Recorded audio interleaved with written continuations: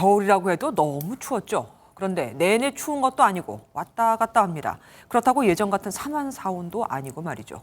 올겨울 최강 한파 최돈희 기자와 좀 더 자세히 알아보겠습니다. 최 기자, 어제까지만 해도 이렇게까지 춥진 않았는데 하루 사이에 이렇게 많이 기온이 떨어졌습니다. 겨울이라고 해도 이런 정도는 이례적인 거 맞죠? 네, 그렇습니다.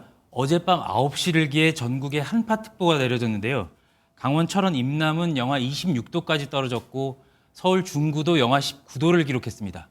기온도 기온이지만 밤새 기온이 10도에서 많게는 15도 가까이 떨어진 겁니다. 원인은 북극의 찬 공기입니다. 5km 상공의 영하의 40도 찬 공기가 세력을 확장하고 있는 중국 상공의 찬 대륙 고기압과 동해상의 저기압 사이를 빠르고 강하게 한반도 상공으로 밀려 내려온 겁니다. 좁은 통로를 빠르게 통과하면서 바람도 강해져서 체감 온도는 더 떨어졌습니다. 그럼 혹시 이런 한파가 지구 온난화와도 연관이 돼 있는 겁니까? 한파는 당시 기압 배치 등으로 발생하기 때문에 한파 자체를 보고 기후 온난화 때문이라고 단정지어 말씀드리기는 어려운데요.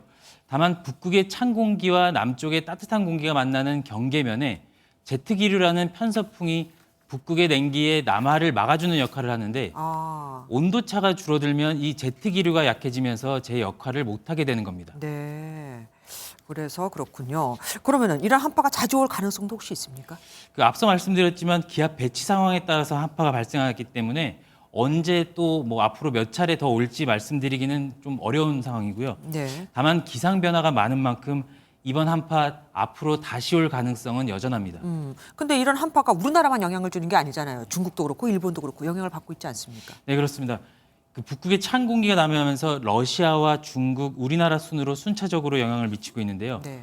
영하 53도의 역대 최저 기온을 기록한 중국에 이어서 일본도 이번 겨울 가장 강력한 한파가 예보됐습니다. 영하권으로 떨어지지 않는 도쿄도 영하 3도까지 떨어질 것으로 예보됐고 10년에 한 번 정도 오는 한파가 많은 눈도 동반하겠다며 외출 자제령까지 당부한 상황입니다. 근데 오늘처럼 추워지면 전력 수요도 아무래도 높아질 거고 그러면은 혹시 뭐 수요에 문제가 있는 건 아닐까요? 네, 아직까지는 안정적인 상태라고 정부는 예측하고 있습니다.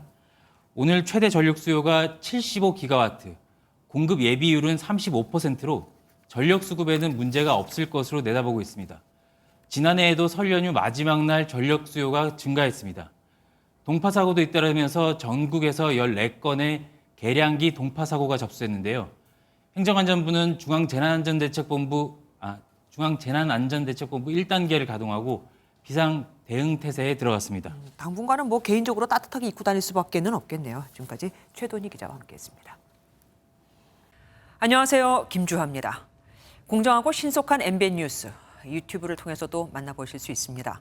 특히 더 많은 뉴스와 라이브를 보고 싶으시다면 오른쪽을 눌러서 구독하시면 됩니다. 어렵지 않죠?